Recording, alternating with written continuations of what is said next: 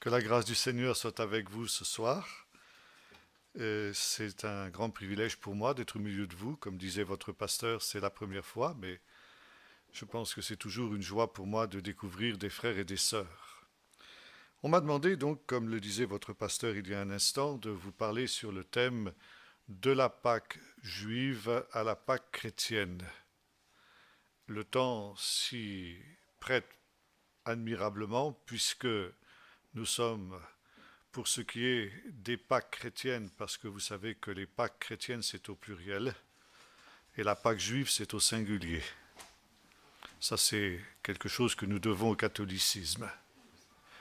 Et par conséquent nous sommes dans le lundi de Pâques, mais dans le calendrier juif, nous sommes dans cette période de ce que l'on appelle la fête des pains sans levain, qui dure, elle, 8 jours et qui a commencé exactement vendredi soir, vendredi dernier. Alors nous allons examiner comment on est arrivé, effectivement, de cette Pâque juive, cette Pâque biblique, à la Pâque que nous trouvons également dans le Nouveau Testament. Nous pourrons lire un texte, si vous le voulez, pour introduire ces quelques réflexions dans l'Évangile de Luc, au chapitre 22 et au verset 7. Le jour des pains sans levain où l'on devait immoler la Pâque arriva. Jésus envoya Pierre et Jean en disant « Allez nous préparer la Pâque afin que nous la mangions. » Ils lui dirent « Où veux-tu que nous la préparions ?» Il leur répondit « Voici quand vous serez entrés dans la ville, vous rencontrerez un homme portant une cruche d'eau. Suivez-le dans la maison où il entrera. Et vous direz au maître de la maison, le maître te dit où est la salle où je mangerai la Pâque avec mes disciples. Il vous montrera une grande chambre haute aménagée, c'est là que vous préparerez la Pâque. Ils partirent, trouvèrent les choses comme il les leur avait dit, et ils préparèrent la Pâque. Leur venue, il se mit à table et les apôtres avec lui. Il leur dit, j'ai désiré vivement manger cette Pâque avec vous avant de souffrir, car, je vous le dis, je ne la mangerai plus jusqu'à ce qu'elle soit accomplie dans le royaume de Dieu. Il prit une coupe, rendit grâce et dit, prenez cette coupe, distribuez-la entre vous, car je vous le dis, je ne boirai plus désormais du fruit de la vigne jusqu'à ce que le royaume de Dieu soit venu. Ensuite il prit du pain, et après avoir rendu grâce, il le rompit et le leur donna en disant, ceci est mon corps qui est donné pour vous, faites ceci en mémoire de moi. De même, il prit la coupe après le repas et la leur donna en disant, cette coupe est la nouvelle alliance en mon sang qui est répandue pour vous. Pâques, c'est un mot tiré de l'hébreu, Pessah, qui vient d'un mot signifiant passer. Livsoar en hébreu, c'est passer. Pessah, c'est donc le passage. Passage qui est une des fêtes essentielles du calendrier biblique. Événement fondateur du peuple d'Israël qui est sans cesse rappelé dans la parole de Dieu, que ce soit chez les prophètes, dans les psaumes, également dans les prières juives, aussi bien les prières de la synagogue que les prières personnelles que chaque juif doit réciter quand il est à la maison. Pourquoi cette fête s'appelle-t-elle le passage? Alors il y a plusieurs raisons à cela. La première, c'est parce que cette fête est la première des fêtes de l'année juive, l'année biblique. Nous sommes au moment de Pâques, au 14e jour du mois de Nissan, qui est le premier des mois de l'année, et qui marque notamment le début du printemps. Le printemps, le court printemps israélien, parce qu'il est très très court, c'est le temps du passage de l'hiver à l'été. Alors c'est une des premières raisons pour laquelle on appelle cette fête la fête du passage. Et en même temps, le printemps nous parle aussi de quelque chose de nouveau qui commence. On passe de l'ancien au nouveau. Et les le jour qui précède, les jours qui précèdent la fête de Pâques, il y a un rite que l'on appelle en hébreu le bdikat chometz, ça veut dire la recherche du levain. Dans chaque maison, la mère de famille doit faire disparaître toute trace de levain de l'année qui s'achève.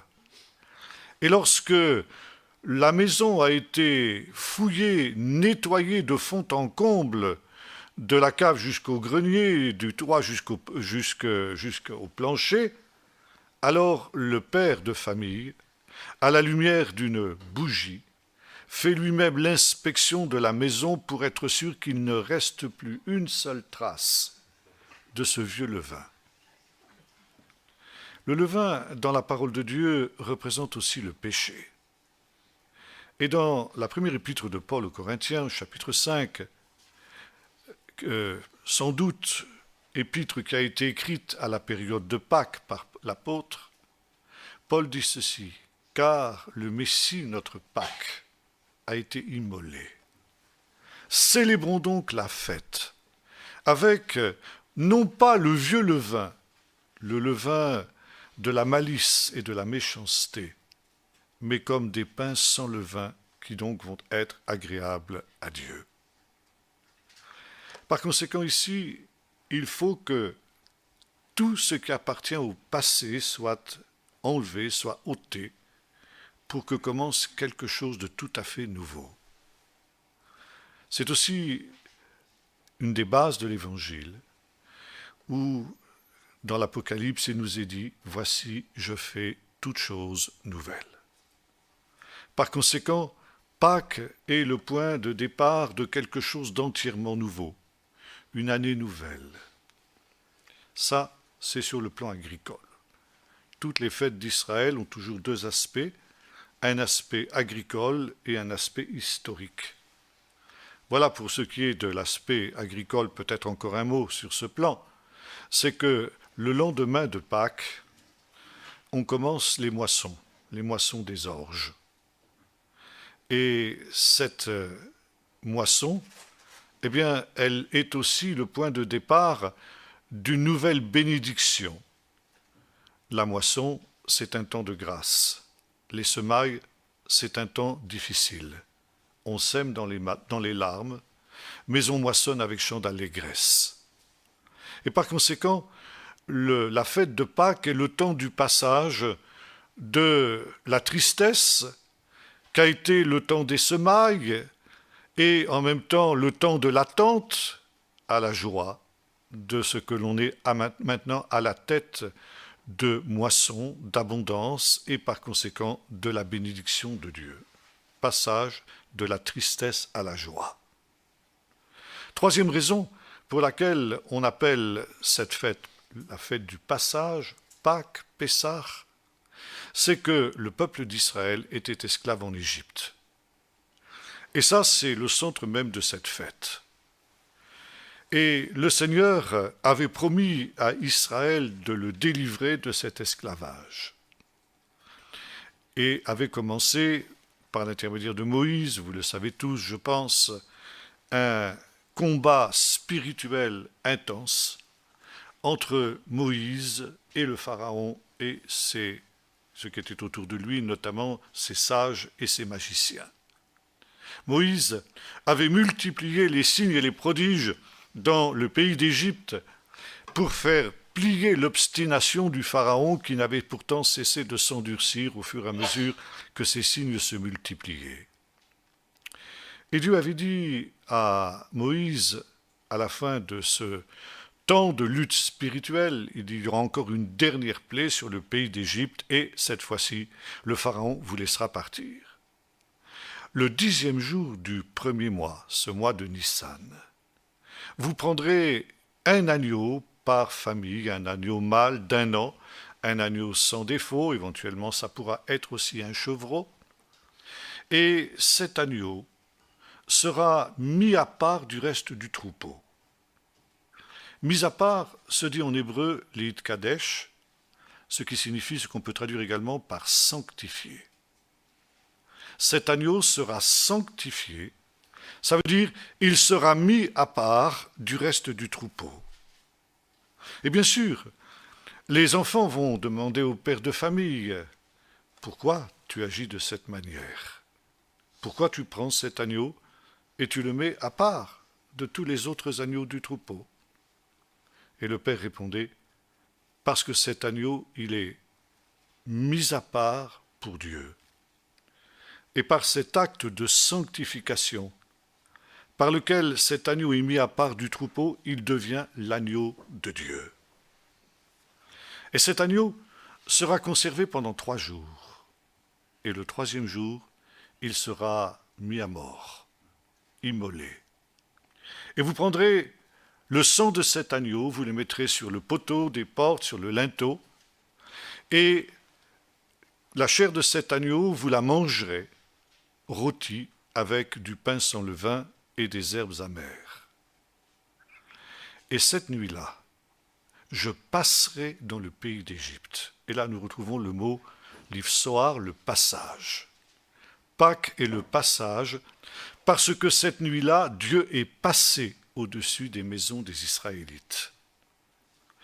Et dans chaque maison, dans le pays d'Égypte, eh bien, je frapperai de mort le premier-né de tous ceux qui se trouvent dans ces maisons. Seulement dans les maisons où je verrai le sang, je passerai au-dessus de la maison sans que aucun mal n'arrive à ceux qui sont à l'intérieur de la maison. Je passerai au-dessus de la maison. Et c'est aussi une raison pour laquelle on appelle cette fête la fête de Pessah, du passage, parce que cette nuit-là, Dieu est passé dans le pays d'Égypte et qu'il est passé au-dessus des maisons des Israélites sur lesquelles il y avait le sang. Et quand cette plaie atteindra les Égyptiens, le Pharaon vous laissera partir de son pays. Et c'est exactement ce qui se passe. Israël sort d'Égypte. Il passe de l'état d'esclave à l'état de peuple libre. Il passe de l'esclavage à la liberté, et ça aussi c'est une des raisons pour lesquelles on appelle cette fête la fête de Pâques, c'est-à-dire la fête du passage de l'esclavage à la liberté. Cet esclavage, il était aussi considéré par le peuple d'Israël, c'est comme ça qu'on l'interprète jusqu'à aujourd'hui, comme une sorte de mort. Dans le pays d'Égypte, le peuple d'Israël était comme une sorte de tombeau. Et quand il va sortir libre, il va connaître une véritable résurrection. Non seulement il passe de l'esclavage à la liberté, mais il passe également de la mort à la vie. Et vous voyez déjà ici un certain nombre de pistes pour ce qui concerne justement la Pâque chrétienne, ou plus exactement, comme nous l'avons dit tout à l'heure, les Pâques chrétiennes. D'abord, en ce qui concerne l'agneau de Dieu. L'évangile de Jean, en particulier, tourne tout entier autour du thème de la Pâque. Il nous faudrait une longue étude de l'évangile de Jean pour voir que cet évangile est entièrement centré autour de la signification spirituelle de la fête de Pâques. Jean, des 4 évangélistes, est le seul à mentionner le fait que le ministère de Jésus va se dérouler pendant 3 Pâques. 3 Pâques sont mentionnées dans cet évangile. La première concerne le début du ministère de Jésus, lequel, quand l'heure est venue pour lui d'entrer dans ce ministère qui lui a été réservé par son Père, va venir vers Jean au Jourdain. Et le contexte nous montre que le baptême de Jésus, qui va avoir lieu donc dans ce même Jourdain, a lieu autour de la fête de Pâques. Et l'évangile de Jean nous rappelle que lorsque Jésus arrive et se présente devant Jean, Jean, inspiré par le Saint-Esprit, déclare « Voici l'agneau de Dieu qui porte le péché du monde ». Parler de l'agneau de Dieu à toute cette foule qui assistait à cet événement, c'était quelque chose qui ne laissait aucun doute. l'agneau de Dieu, c'était bien entendu l'agneau de Pâques. Et Jésus donc, à partir du moment où il est baptisé par Jean dans le Jourdain, est en quelque sorte sanctifié. Comme l'agneau de Pâques était sanctifié, ça veut dire mis à part pour être consacré à Dieu. Le sens du baptême de Jésus, notamment dans l'évangile de Jean, c'est juste précisément cette consécration à Dieu qui va être le point de départ du ministère de Jésus. Le ciel s'ouvre, le Saint-Esprit descend sur lui, ça veut dire qu'il est mis à part, il est qualifié pour ce ministère, exactement comme l'agneau de Dieu était mis à part, sanctifié pour le service de Dieu. Et pendant 3 ans, Jésus va être cet agneau qui porte le péché du monde et qui va le porter jusqu'à la croix. Il y a toujours une correspondance dans la Bible entre un jour et un an. Par exemple, lorsque les espions vont explorer le pays de Canaan, ils vont le faire pendant 40 jours. Et au bout de ces 40 jours, ils vont faire à Moïse et à tout le peuple un rapport défavorable sur le pays d'Israël, sapant ainsi la foi du peuple et le décourageant d'entreprendre la conquête du pays promis. Et Dieu dit au peuple d'Israël, « Puisque vous avez ainsi manqué de foi, vous allez errer 40 ans dans le désert, 1 an pour chacun des jours qu'ont mis les espions à explorer le pays de Canaan. » Donc il y a ici l'équation 1 jour égale 1 an. Ça, c'est une équation qu'on retrouve dans plusieurs autres endroits de la Bible également. Et nous le retrouvons justement dans l'évangile de Jean, où Jésus va avoir un ministère qui va durer 3 ans, parce qu'il est l'agneau de Dieu. Et de la même manière que l'agneau de Dieu était mis à part pendant 3 jours, de la même manière, Jésus, le véritable agneau de Dieu, va être consacré à Dieu, va être mis à l'écart, et donc va servir le Seigneur pendant 3 ans, selon l'équation 1 an égale 1 jour. Et c'est à la 3e Pâque, qui nous est longuement décrite dans l'évangile de Jean, puisque le récit de la Passion occupe presque la moitié de l'évangile, c'est dire l'importance que Jean lui accorde, alors nous retrouvons Jésus qui va être sacrifié comme l'agneau de Pâques était sacrifié le 3e jour. Si l'on en doutait, Jean ajoute 2 détails pour montrer que le sacrifice de Jésus correspond bel et bien au sacrifice de l'agneau de Pâques. Le premier, il précise que la mort de Jésus est mis à mort au moment où on commence à égorger les agneaux dans le temple, c'est-à-dire à la 6e heure. C'est à la 6e heure que l'on commençait en effet le sacrifice des agneaux de Pâques. Et puis, il y a un autre détail que Jean cite. Lorsque Jésus est déjà mort et que, parce qu'on est à la veille du Shabbat, et qui plus est, comme cette année d'ailleurs, le Shabbat tombe le jour de Pâques, il n'est pas question d'enterrer des condamnés après que le Shabbat n'ait commencé. Par conséquent, il faut que ces condamnés meurent avant l'entrée du Shabbat. Et il y avait une manière de hâter la mort des condamnés sur la croix, une mort qui pouvait se prolonger pendant des heures et des heures, voire plusieurs jours parfois, c'était de briser les jambes des condamnés. Et dans ce cas, la mort intervenait en l'espace de quelques minutes. Les soldats romains, qui sont les auteurs de l'exécution, viennent donc donner à ces malheureux ce que l'on appellerait aujourd'hui le coup de grâce. Ils commencent à briser les jambes du premier des condamnés, puis du second, et ils s'approchent de Jésus pour constater que Jésus est déjà mort. Et par conséquent, nous dit Jean, on ne lui brisa pas les jambes. Cela arriva afin que cela s'accomplisse ce qui était écrit, aucun de ses os ne sera brisé. Ce texte est tiré du livre de l'Exode et concerne précisément l'agneau de Pâques, l'agneau de Dieu. Et dans ce texte, il nous est dit de cet agneau, aucun de ses os ne sera brisé. Pourquoi aucun des os de l'agneau de Pâques ne devait-il être brisé?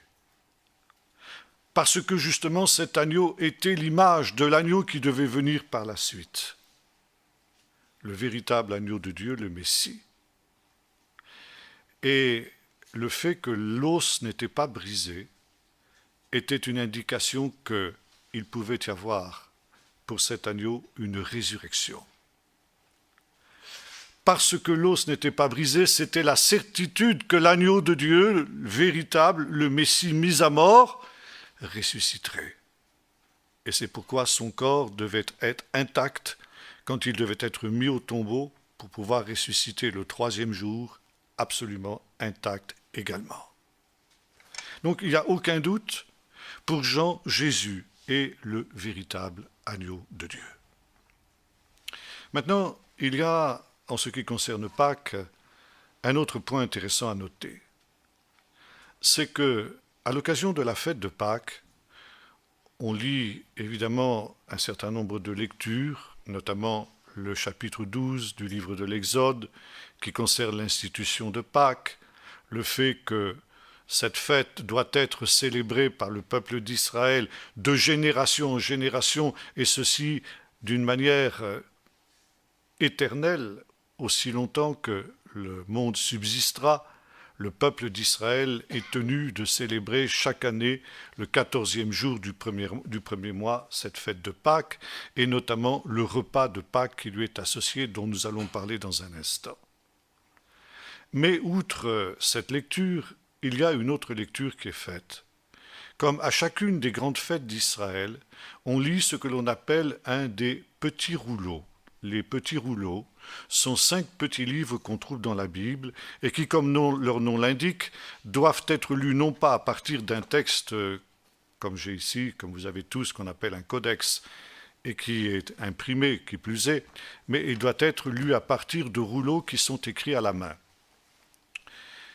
Ces 5 petits rouleaux sont le Cantique des Cantiques, le livre de Ruth, le livre de l'Ecclésiaste, le livre du Cantique des Cantiques et le livre d'Esther. Le premier de ces petits rouleaux, c'est le livre du Cantique des Cantiques. Et ce livre du Cantique des Cantiques, il est lu justement pendant la fête de Pâques. Pourquoi la fête de Pâques? Pourquoi lit-on ce livre du Cantique des Cantiques? Quel rapport y a-t-il entre le livre du Cantique des Cantiques et la fête de Pâques? La première de ces relations, c'est celle que nous avons mentionnée tout à l'heure, parce que Pâques est d'abord une fête qui marque la venue du printemps. Et le livre du Cantique des Cantiques est un livre qui tourne tout à fait autour de la description poétique du court printemps israélien. L'hiver est fini, la pluie est partie, les fleurs apparaissent dans les champs, la voix de la tourterelle se fait entendre dans nos campagnes, etc., etc. Ça, c'est la première raison. Mais il y a une deuxième raison. Et cette raison, c'est que quelques dizaines d'années avant la naissance de Jésus, on a commencé à lire le livre du Cantique des Cantiques dans le peuple d'Israël comme une parabole de ce que serait une deuxième Pâques. Pâques, c'est la fête de la rédemption. Israël a été délivré de l'esclavage. Et comme je le disais il y a un instant, on ne cesse de rappeler ce grand miracle que Dieu a accompli. Ce grand miracle qui est l'acte fondateur du peuple d'Israël. C'est par cette rédemption qu'Israël devient le peuple de Dieu. Et on a cette certitude au sein du peuple d'Israël que si Dieu a fait ce miracle dans le passé, il le refera dans l'avenir. Et notamment, il le refera au dernier jour. Il y a eu une première Pâques, il y aura une deuxième Pâques. Il y a eu un premier libérateur, Moïse. Il y aura un deuxième Moïse, un deuxième libérateur, le Messie. Maintenant, la fête de Pâques trouve en quelque sorte sa conclusion, à peu près 50 jours plus tard, dans une deuxième fête importante que l'on appelle la fête de la Pentecôte. Et à l'occasion de cette fête de Pentecôte, Israël va recevoir le don de la Torah au pied du mont Sinaï. Et la tradition juive considère que, à la fois cet événement qu'est la sortie d'Égypte et le don de la Torah, c'est en quelque sorte le mariage entre Dieu et Israël. Au Sinaï, Dieu épouse Israël. Les termes de l'alliance, puisque c'est le mot fondamental, le mot-clé de ce qui se passe sur le mont Sinaï, et c'était d'ailleurs ce que Dieu avait promis à Moïse, je vous ferai sortir du pays d'Égypte, je vous prendrai pour mon peuple, et je conclurai avec vous une alliance éternelle. L'alliance, c'est un mot qui peut aussi être compris comme un mariage. Un mariage dans la tradition juive est une alliance entre un homme et une femme. Et cette alliance, elle est scellée par un contrat qui stipule que, le fiancé s'engage vis-à-vis de sa fiancée à n'avoir aucune autre femme en dehors de cette femme. Et de même, la fiancée s'engage vis-à-vis de son époux de n'avoir aucun autre homme en dehors de lui. Et quand nous regardons les termes de l'alliance qui sont conclus entre Dieu et Israël sur le mont Sinaï, nous voyons que c'est exactement ce qui se fait. Si vous acceptez cette alliance que je vais conclure avec vous aujourd'hui, dit Dieu, vous serez, pour moi, on dit en hébreu, un peuple Am Ségoula, un peuple mis à part et un peuple saint, ou un peuple sanctifié. Am Ségoula, ça veut dire un peuple qui sera séparé, qui sera différent de tous les autres peuples. Et moi, je serai votre Dieu. Ça veut dire, il y a un engagement réciproque. Israël s'engage à n'avoir aucun autre Dieu que l'Éternel, et en contrepartie, l'Éternel s'engage à n'avoir aucun autre peuple que le peuple d'Israël. Israël est un peuple unique, Israël est un peuple saint. Saint, non pas dans le sens que nous lui donnons généralement dans notre jargon évangélique, ça veut dire que nous considérons, quand nous parlons de quelqu'un qui est saint, ça veut dire nous pensons à une perfection morale, c'est pas faux bien sûr, mais ce n'est pas le premier sens du mot. Comme je l'ai dit tout à l'heure pour l'agneau de Pâques, saint, c'est séparé, c'est mis à part et c'est consacré à. Si vous assistez à un mariage juif, le moment décisif de la cérémonie, c'est lorsque le fiancé, après avoir tourné 3 fois autour de sa fiancée, lui déclare « Tu es sanctifié pour devenir ma femme. Vous serez un peuple saint. » Et les rabbins, faisant le parallèle entre le rite du mariage et ce qui se passe sur le Sinaï, disent « Au Sinaï, Dieu épouse Israël. » Et c'est la raison pour laquelle Dieu devient l'époux d'Israël. C'est la raison pour laquelle à Pâques, on lit le livre du Cantique des Cantiques.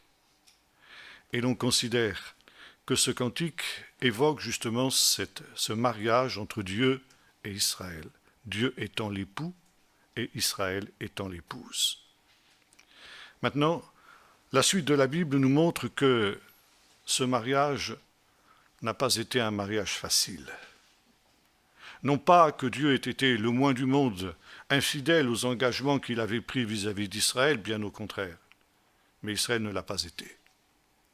Et les prophètes dénoncent Israël comme étant une épouse infidèle, une épouse adultère, parce qu'elle est allée vers les Baals, vers les dieux des nations, et ce faisant, elle s'est prostituée aux yeux des nations. Et ce faisant, Dieu va traiter Israël exactement comme on traite une épouse infidèle. Il va avoir la tentation de la répudier.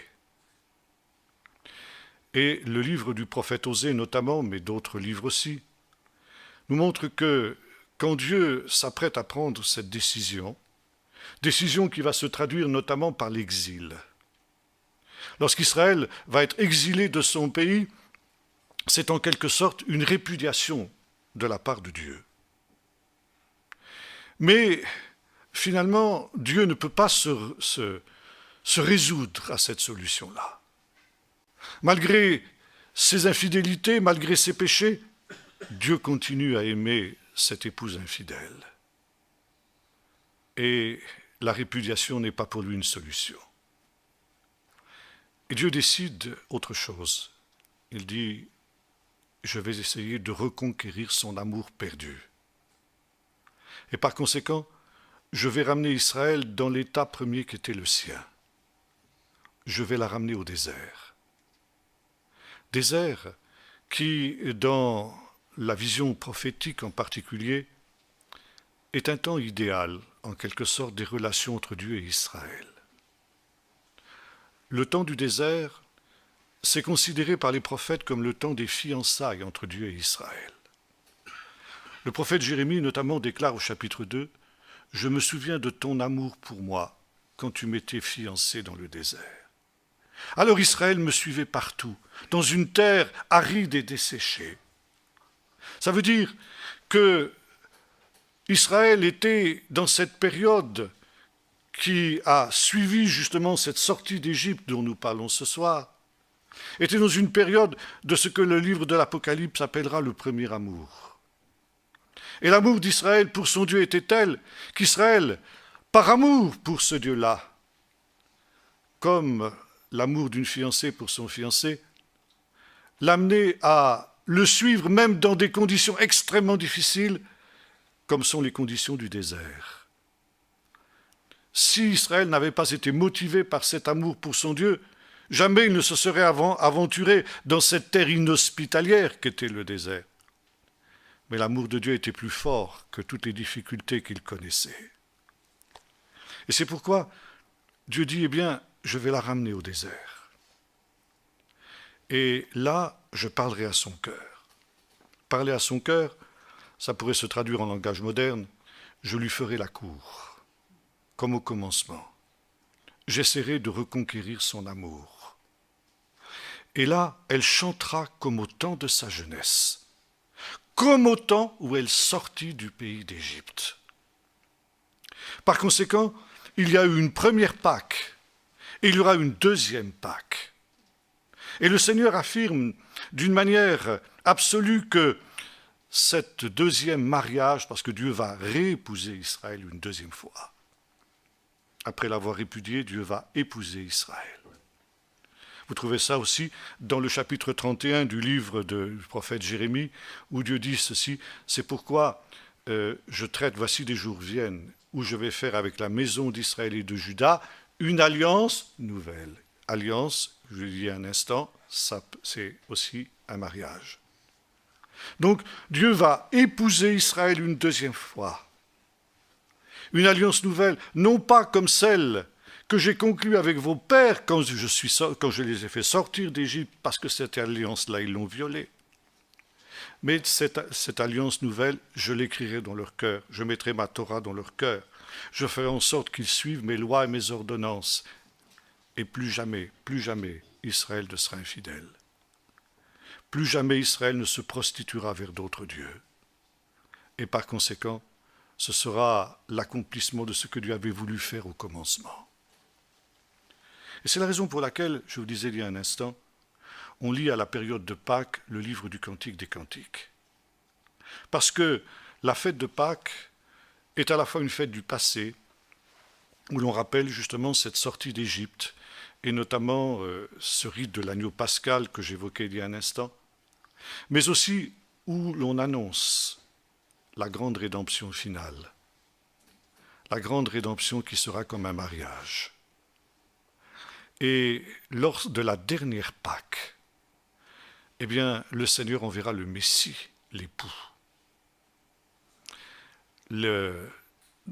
Dans la tradition juive, l'époux, c'est à la fois Dieu, mais c'est aussi le Messie qui est le représentant de Dieu.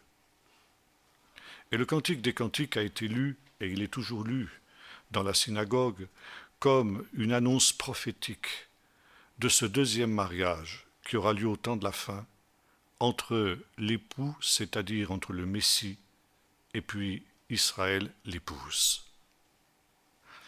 Et dans la nuit de Pâques, on attend justement cet époux. Dans le livre des Cantiques du Cantique, il y a ce verset qui nous dit ceci: « C'est la voix de mon bien-aimé. Voici, il vient, bondissant sur les collines, sautant sur les montagnes. Mon bien-aimé est semblable à une gazelle. » Et il y a un vieux commentaire rabbinique qui date à peu près de l'époque de Jésus, on le sait parce qu'on en a retrouvé un exemplaire dans les manuscrits de Qumran, dit ceci: la venue du Messie est semblable à la venue d'une gazelle. Le Messie, la venue du Messie progresse par bonds. Et on a parfois l'impression que la gazelle, elle est retombée entre deux montagnes, deux collines, et puis qu'elle a disparu, on ne la voit plus. Et c'est tout le problème du Cantique des Cantiques. L'époux paraît, il disparaît, l'épouse le cherche, etc. Et puis soudain, un bond prodigieux de la gazelle. Ah, voici, il vient. Il vient bondissant sur les montagnes. Là aussi, il y a une explication intéressante des rabbins. Quelles sont les montagnes? Alors on fait le rapprochement avec le psaume 120. Je lève les yeux vers les montagnes. D'où me viendra le secours? Et puis il y a un autre texte aussi qui parle des montagnes. C'est le chapitre 52 du livre du prophète Ésaïe qui dit ceci: qu'ils sont beaux sur les montagnes, les pieds du messager de bonnes nouvelles, de celui qui annonce la paix, de celui qui proclame le salut, de celui qui dit à Sion: voici ton Dieu règne pour toujours. Quelles sont les montagnes? Les montagnes, ce sont les grands hommes d'Israël, et notamment les prophètes. Comment sait-on que l'on a affaire au Messie? Comment saura-t-on que l'on a affaire au véritable Messie? Parce qu'il viendra comme la gazelle bondissant sur les montagnes, ça veut dire conformément à ce qu'a annoncé les prophètes. Le Messie viendra en accomplissant les unes après les autres les prophéties. Ça, c'est la première Pâque. La Pâque chrétienne. Eh bien, la Pâque chrétienne nous dit à peu près la même chose. Le Messie est l'époux. Et quand on parlait de l'époux à l'époque de Jésus, et notamment à l'époque de Pâques, il n'y avait aucune ambiguïté possible sur l'identité de ce personnage. L'époux ne pouvait être autre que le Messie. Et cette expression, de la même veine que l'agneau de Dieu dont nous avons parlé tout à l'heure, nous la retrouvons aussi souvent dans le Nouveau Testament. La première fois dans la bouche de Jean-Baptiste, toujours dans l'évangile de Jean. Lorsque des pharisiens envoient des messagers vers lui pour lui demander s'il est le Messie, et Jean dit non, je ne suis pas le Messie. Alors ils disent: est-ce que tu es Élie? Non, je ne suis pas non plus Élie. Alors qui es-tu? Qu'est-ce que tu dis de toi-même? Je suis simplement la voix qui crie dans le désert. Et je ne suis rien d'autre que l'ami de l'époux. Celui à qui appartient l'épouse, c'est l'époux. Mais l'ami de l'époux éprouve une grande joie à la voix de l'époux. C'est cette joie que j'éprouve moi. Et cette joie, elle est parfaite. De la même manière qu'il avait désigné Jésus comme l'agneau de Dieu, c'est-à-dire comme le Messie. De la même manière, Jean désigne Jésus comme l'époux du Cantique des Cantiques, c'est-à-dire il le désigne comme le Messie. C'est ensuite Jésus lui-même qui emploie cette expression pour se qualifier. Alors que des pharisiens, le voyant banqueter avec toutes sortes de gens plus ou moins respectables, s'en offusquent et disent: comment se fait-il que tes disciples font bombance pendant que les disciples de Jean jeûnent? Et Jésus répond: mais comment les amis de l'époux peuvent-ils jeûner alors que l'époux est avec eux? Un temps viendra où l'époux leur sera enlevé, alors dans ce temps-là, ils jeûneront. Pour les auditeurs de Jésus, les choses étaient parfaitement claires. L'époux, c'était le Messie, donc Jésus s'identifiait avec le Messie et se désignait lui-même comme le Messie. Il est intéressant de noter que l'évangile de Jean, le ministère de Jésus dans l'évangile de Jean, commence par un mariage, les fameuses noces de Cana. Et ce n'est pas un hasard si cet évangile commence de cette manière. Parce que les noces de Cana, modestes noces villageoises, sont pour Jean l'anticipation prophétique de ce qui se passera au dernier jour, où Jésus sera le véritable époux. Et souvent, le royaume de Dieu, la venue du royaume messianique, la venue du Messie, que ce soit chez les sages ou que ce soit chez Jésus, est comparé à un mariage. Parce qu'on dit les sages, le mariage est pour un homme et une femme l'occasion de la plus grande joie de leur vie. Et comme la venue du royaume de Dieu, la venue du Messie au dernier jour sera pour les justes un débordement de joie, eh bien, la venue du Messie est représentée par un mariage et est représentée par un festin de noces où l'on se réjouit. Vous retrouvez cela bien sûr aussi dans le livre de l'Apocalypse, où il est question du festin des noces de l'agneau. Et on retrouve les deux symboles que nous avons vus tout à l'heure, l'époux et l'agneau de Dieu. L'agneau de Dieu qui est identifié avec l'époux. On retrouve ça bien entendu dans beaucoup de paraboles de Jésus qui tournent autour du mariage, et notamment la fameuse parabole des 10 vierges, qui s'endorment toutes parce que l'époux tardait. Là aussi, bien sûr, pour les auditeurs de Jésus, il n'y avait aucune ambiguïté possible. Par conséquent, ici, Pâques, c'est l'attente, et c'est l'anticipation du festin des noces de l'agneau. C'est l'anticipation de cette ultime délivrance. Et jusqu'à aujourd'hui, chez les Juifs, pendant la nuit de Pâques, la première nuit de Pâques en tout cas, on ne doit pas dormir. Parce qu'il se pourrait que cette année 2012, n'a rien à voir avec le calendrier des Mayas, ne me faites pas dire ce que je ne dis pas. Il se pourrait que cette année 2012, maintenant c'est plus possible puisque Pâques est passé, mais peut-être que pendant cette fameuse nuit de Pâques, le Messie va venir. Il ne faut pas manquer sa venue. Alors on ne doit pas dormir pendant la nuit de Pâques. Même les enfants ne doivent pas dormir. Et quand on a terminé le repas de Pâques, qui dure très longtemps, qui dure à peu près 3 heures, on va prolonger la veille en racontant aux enfants un tas d'histoires et en leur chantant des chansons pour les empêcher de s'endormir.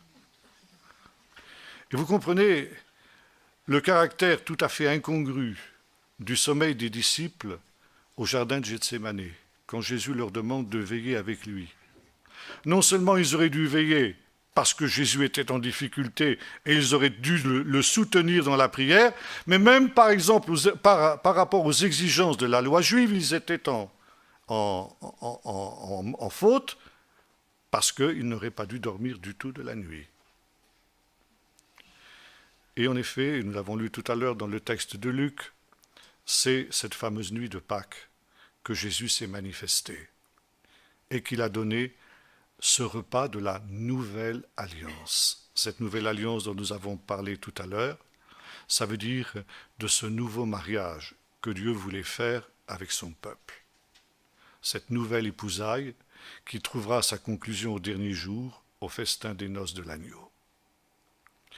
Et à cause justement de cette perspective future, de cette perspective eschatologique, le repas de Pâques, que l'on appelle Seder en hébreu, est un repas qui anticipe le festin eschatologique qui aura lieu au dernier jour. Et très rapidement, je voudrais vous montrer comment justement ce repas de Pâques, jusqu'à nos jours, est une anticipation du festin eschatologique du festin des noces de l'agneau. D'abord, quand nous le lisons ici dans le récit de Luc et que nous voyons comment Jésus a célébré cette Pâque avec ses disciples, nous lisons qu'il a obtenu l'octroi de ce qu'on traduit en général par une chambre haute. Le mot grec, c'est le mot katalouma. C'est le même mot que celui que nous trouvons dans le chapitre 2 de ce même évangile de Luc, où il nous est dit que pour Marie et Joseph, quand ils arrivèrent à Bethléem, il n'y avait pas de place pour eux dans la katalouma. On traduit en général ce mot par hôtellerie. Une katalouma, c'était une chambre d'hôte. Et c'était une chambre dans laquelle on remisait les animaux au rez-de-chaussée et les humains étaient à l'étage, d'où l'expression chambre haute par laquelle on traduit aussi cette expression. Mais Luc précise un point très important. On traduit ici dans la version que j'ai, elle était aménagée. En fait, le mot grec signifie littéralement elle était garnie de coussins. Pourquoi de coussins? Parce qu'à l'époque de Jésus, on ne prenait pas la scène assis. Vous connaissez tous, vous avez tous vu le fameux tableau de Léonard de Vinci, la scène, qui est très beau, mais qui est absolument faux. Parce que Jésus n'était pas assis à table avec ses disciples, comme l'a montré Léonard de Vinci, mais il était couché à table, comme on le faisait à l'époque romaine, couché sur des coussins et sur des tables basses. Et le mot grec nous dit qu'il y avait en quelque sorte 3 tables. 3 tables, c'était la coutume à l'époque, 3 tables qui étaient en forme de U. Et le repas de Pâques était ainsi célébré à l'époque de Jésus parce qu'il était justement l'anticipation d'un festin. Et le jeune enfant qui doit poser 4 questions le soir de Pâques pose entre autres la question suivante: en quoi cette nuit est-elle différente de toutes les autres nuits? Les autres nuits, nous mangeons toutes sortes de pain, du pain levé, toutes sortes de légumes. Ce soir, nous mangeons simplement du pain levé et des herbes amères. Toutes les autres nuits, nous mangeons assis ou debout. Cette nuit, nous mangeons couchés. Pourquoi? Eh bien, parce que nous étions esclaves de Pharaon en Égypte, répond le Père, et Dieu nous en a délivrés par sa main puissante. Il a fait de nous un peuple de grands seigneurs. Et cette nuit-là, chaque Juif est un grand seigneur. Et il se comporte comme un grand seigneur. C'est pourquoi on mangeait couché à table, comme le faisaient les nobles et les riches de ce temps-là. Mais non seulement, ici, c'est un repas de fête, mais en même temps, c'est un repas où tout est bouleversé, tout est changé. Tout est inhabituel cette nuit-là. Et l'enfant, justement, le remarque. À l'époque biblique, on accordait une très grande importance aux hiérarchies. On n'était pas du tout dans notre contexte moderne de liberté, égalité. L'égalité, ça n'existait pas. Et en temps normal, eh bien, le repas de famille était présidé par le père, et à la droite du père, la place d'honneur prenait place la mère, et puis ensuite la deuxième place, c'était à la gauche du père, où s'asseyait l'aîné des enfants, puis tous les enfants selon leur âge, et la dernière place, la place la moins honorable, était occupée par le plus jeune des enfants. La nuit de Pâques, tout est changé. La nuit de Pâques, la place d'honneur, c'est ces tables qui forment un U dont je vous ai parlé tout à l'heure, 3 tables en forme de U. Et la place d'honneur, la place du président du repas, c'est l'avant-dernière place sur la branche droite du U. Et à la droite du père de famille, puisque c'est le père de famille qui préside le repas de Pâques, on ne trouve non pas la mère ce soir-là, mais le plus jeune des enfants. C'est lui qui est à la place d'honneur. Lui qui est le dernier en temps normal, il est à la place d'honneur ce soir-là. Et puis ensuite, bien sûr, il y a la mère, et puis ensuite, les enfants par ordre d'âge, mais croissant. Celui qui vient juste après le dernier, et celui qui est assis à la dernière place, c'est le plus jeune des enfants, l'aîné des enfants. Tout est bouleversé ce soir-là. Et les enfants le remarquent, ils disent, mais pourquoi? Pourquoi ce soir tout est bouleversé? Parce que le repas de Pâques, c'est l'anticipation de la venue du royaume de Dieu. Et quand le royaume de Dieu viendra, tous les prophètes ont annoncé quelque chose d'extrêmement important, d'essentiel, qui est à la base de l'enseignement de Jésus. C'est que quand le Messie viendra, quand le royaume de Dieu viendra, le sort de chaque être humain sera bouleversé. Les grands seront abaissés et les petits seront élevés. Pour employer une expression qui est devenue proverbiale et qu'on trouve dans la bouche de Jésus, les premiers seront les derniers et les derniers seront les premiers. C'est ce que les prophètes ont appelé le jour de l'Éternel. Cette idée de ce que les exégètes appellent l'inversion prophétique, vous la trouvez déjà dans le cantique de Marie, le Magnificat. Marie qui parle au passé de choses qui vont venir, c'est ce qu'on appelle le parfait prophétique. Ça veut dire que les prophètes animés par l'Esprit parlent au passé, ça veut dire comme des choses qui sont déjà réalisées, d'événements qui sont encore à venir. Mais ils sont tellement certains que Dieu va accomplir ses promesses qu'ils peuvent en parler comme si c'était déjà fait.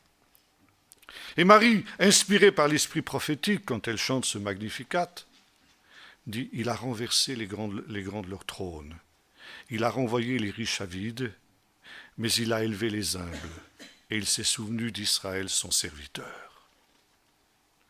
Et ça, c'est ce qui se passera quand le royaume de Dieu viendra. C'est pourquoi, le soir de Pâques, les premiers sont les derniers sont les premiers. Parce que c'est une anticipation de ce qui se passera au dernier jour. C'est le thème que vous retrouvez aussi dans les béatitudes, notamment dans les béatitudes telles que Luc nous les rapporte.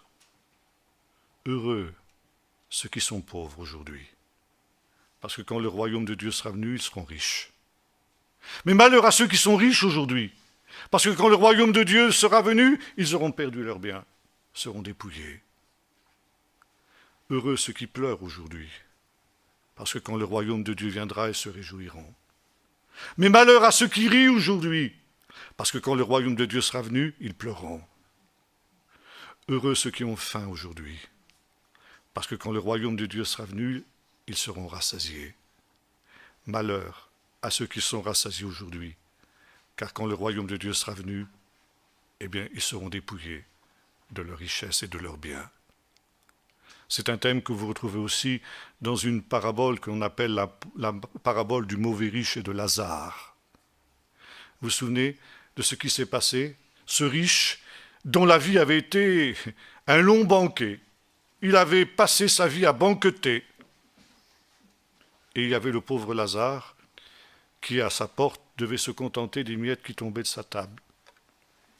Et quand les deux se retrouvent dans l'au-delà, leur sort est complètement bouleversé. Le riche se retrouve dans un lieu de tourment où il est démuni de tout. Et quand il lève les yeux, qu'est-ce qu'il voit? Abraham et Lazare dans son sein. Ça veut dire quoi dans son sein? Ça veut dire qu'il était à la place d'honneur du banquet eschatologique. On était couché, comme je vous l'ai dit tout à l'heure, à table. On était appuyé sur le coude gauche, comme ça. Et avec la main droite, on plongeait dans le plat et on l'a ramené à la bouche. Et c'est ce qui vous explique aussi ce qui s'est passé le soir de Pâques dans le texte que nous avons lu, où nous voyons qu'il nous est dit ceci. Jésus annonce la trahison de Judas sans le désigner d'abord. Et tous les disciples sont stupéfaits, disent qui est celui qui va faire une chose aussi abominable. Mais la tradition voulait qu'à cette époque-là, on n'avait pas le droit de parler quand le repas de Pâques était commencé. Le seul qui avait le droit de poser des questions, c'était le plus jeune. Et qui était le plus jeune? Celui qui était à la place d'honneur, qui occupait la place du petit enfant, c'était Jean, bien sûr, le plus jeune des disciples. Et qui était celui qui était à la dernière place, le plus âgé? Pierre. Comment on le sait? Parce que c'est le dernier auquel Jésus a lavé les pieds. Ça veut dire que Jean et Pierre se faisaient face. Jean était à la droite de Jésus et Pierre était en face. Et quand Jésus annonce la trahison du traître, Pierre demande, il fait signe à Jean, dit. Et Jean, pour poser la question à Jésus, se penche vers Jésus comme ça. Et il rencontre la poitrine de Jésus, le sein de Jésus. Être dans le sein, donc le sein d'Abraham en ce qui concerne Lazare, c'est être à la place d'honneur. Pour pouvoir parler à celui qui préside, il faut se pencher vers lui sur sa poitrine. Et voilà donc ici, c'est l'enseignement essentiel de Jésus. Pâques est ce temps où il est indispensable de réaliser qu'on est dans l'anticipation du royaume messianique et où par conséquent le sort de chacun sera bouleversé. L'enseignement de Jésus est très clair. Celui qui voudra sauver sa vie la perdra, et celui qui perdra sa vie à cause de moi la retrouvera. Ça veut dire, pour Jésus, il faut choisir son paradis, ou bien son paradis ici-bas, et à ce moment-là, eh bien, on n'en aura pas d'autre dans l'au-delà. Ou bien alors, on choisit de renoncer à tout ce que ce monde peut offrir pour pouvoir obtenir quelque chose de meilleur quand le royaume de Dieu sera venu. Mais il est impossible d'avoir les deux. Et c'est toutes les paraboles de Jésus sur le fait de vendre tous ses biens, ce jeune homme riche, auquel Jésus avait dit « Va, vends tous tes biens et tu auras un trésor dans le ciel ». C'est la parabole de la perle et du filet, de la perle et du trésor caché dans un champ. Le royaume des cieux est semblable à un homme qui a trouvé un trésor dans un champ. Dans la joie qui est la sienne, il va, il vend tout ce qu'il a, il achète le champ. Et le drame de l'Église moderne, c'est justement que les chrétiens modernes veulent avoir les deux paradis. Ils veulent avoir la réussite dans ce monde et ils veulent avoir la réussite dans le royaume de Dieu. Et Jésus dit, c'est impossible, il faut choisir. C'est un peu le thème aussi de ce que l'on retrouve dans l'Apocalypse, quand Jésus s'en prend à cette église de Laodicée qui dit « Je suis riche, je me suis enrichi, je n'ai besoin de rien ». Cette église, elle a réussi sur le plan humain. Elle a obtenu effectivement ce que ce monde peut apporter, la richesse, la réussite, la gloire, que sais-je encore. Et Jésus lui dit, tu ne sais pas qu'au regard du royaume de Dieu, tu es pauvre, misérable, aveugle et nu.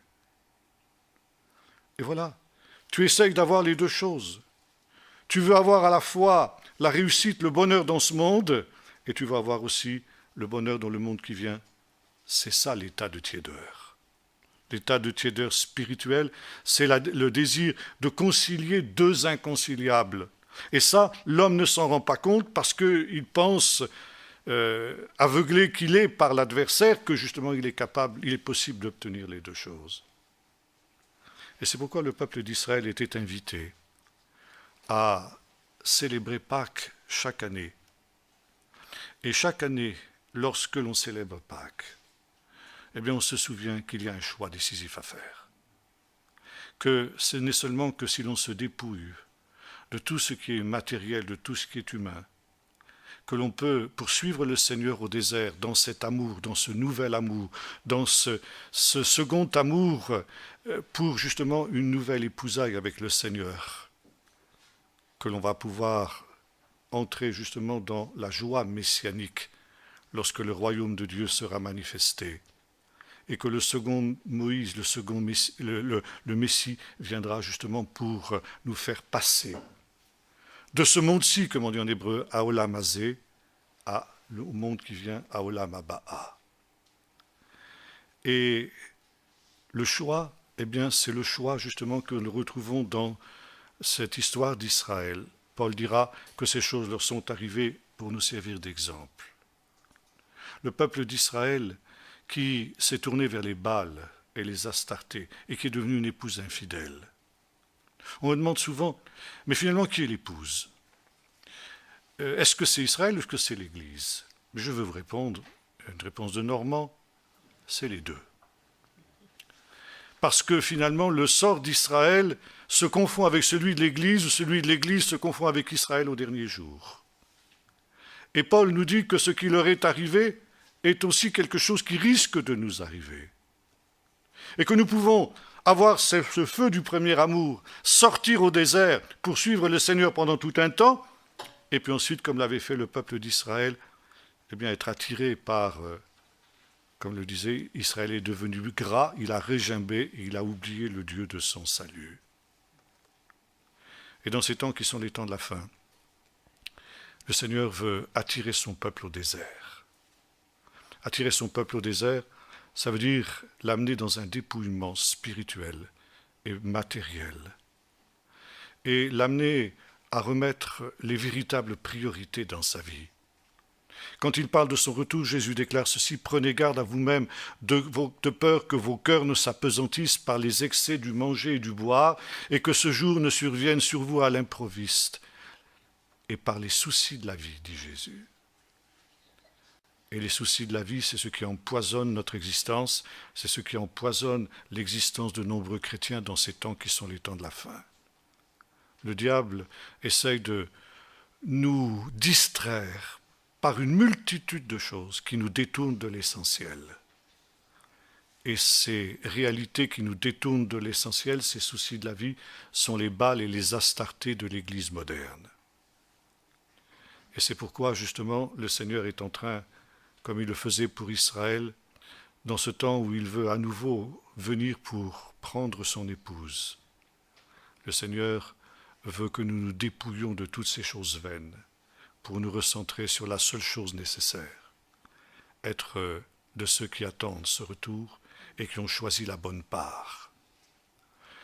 J'évoquerai très rapidement, j'ai 2-3 minutes encore, une expérience qui a été faite par un de mes amis qui habite Bordeaux, et où il est entrepreneur. Je pense que ceux qui lisent notre revue connaissent ce témoignage. Ceux qui ne le connaissent pas, je vais le raconter très rapidement. Notre frère Emmanuel, qui est d'origine italienne, travaillait en tant qu'entrepreneur à défricher un terrain sur lequel il devait construire un bâtiment. Il travaillait avec un bulldozer. C'était le début de septembre. À Bordeaux, il faisait très chaud à cette période. Il avait ouvert la cabine de son engin et il était juste en tricot de corps. Et soudain, la cheminée droite de son bulle est montée sur un tronc d'arbre qui était à l'horizontale, comme ça.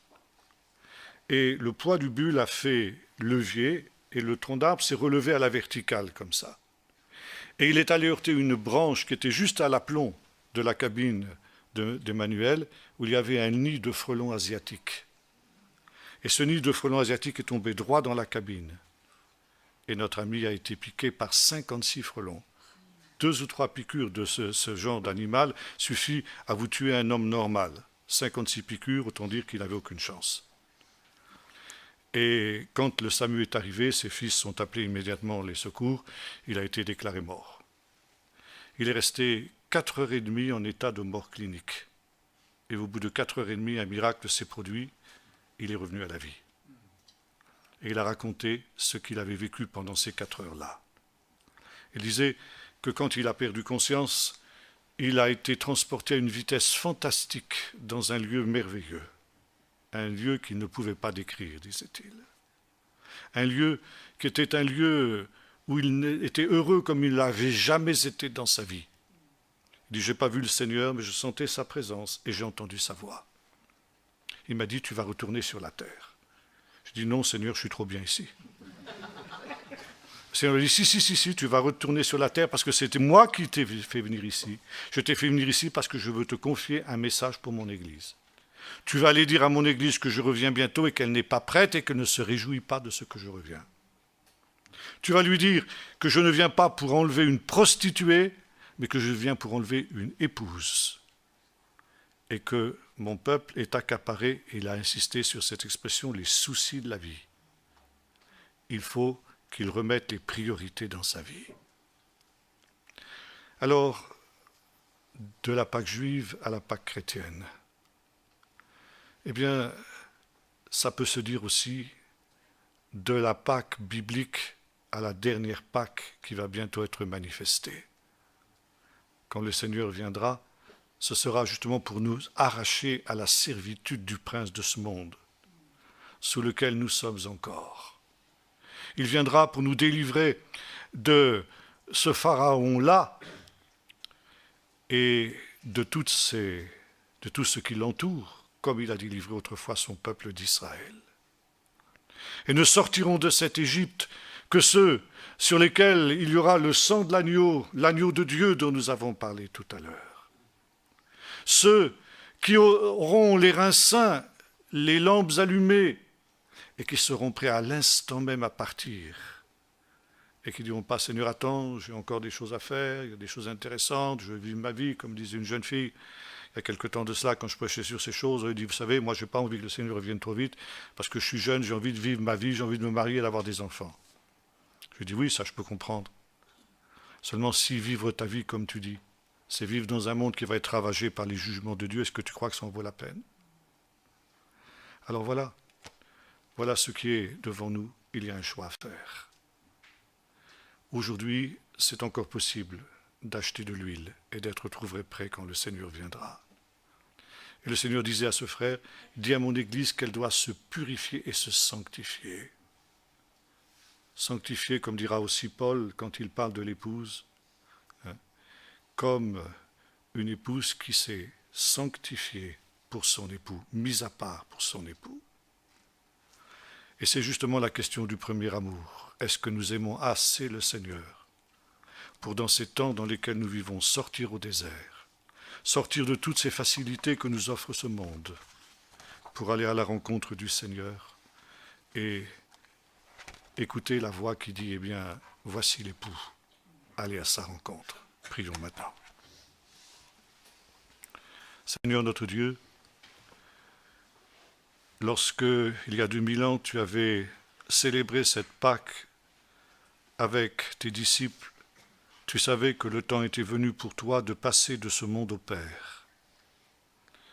Et par ta parole, par tes prophètes, et aussi, Seigneur, par des gens que tu envoies, tu nous avertis que le temps est venu aussi pour nous, de nous préparer à passer de ce monde à celui, Seigneur, que tu prépares, ce monde où le Père va présider le festin des noces de l'agneau. Seigneur, donne-nous de nous préparer. Donne-nous de nous préparer, Seigneur, comme ces vierges qui avaient de l'huile dans leurs lampes. Donne-nous de nous préparer, Seigneur, en nous séparant de toutes ces choses qui sont dans le monde. Aide-nous de choisir, Seigneur, la bonne part et abandonner, Seigneur, tous ces paradis que ce monde peut nous offrir pour revenir à l'essentiel. Et que tu viennes, Seigneur, au début de la nuit, au milieu de la nuit ou au chant du coq, Seigneur, que nous soyons trouvés prêts pour partir avec toi quand tu viendras et participer ainsi à ce festin des noces de l'agneau dans la gloire céleste, après avoir été les derniers, Seigneur, que nous puissions devenir les premiers dans ton royaume, au nom de Jésus. Amen.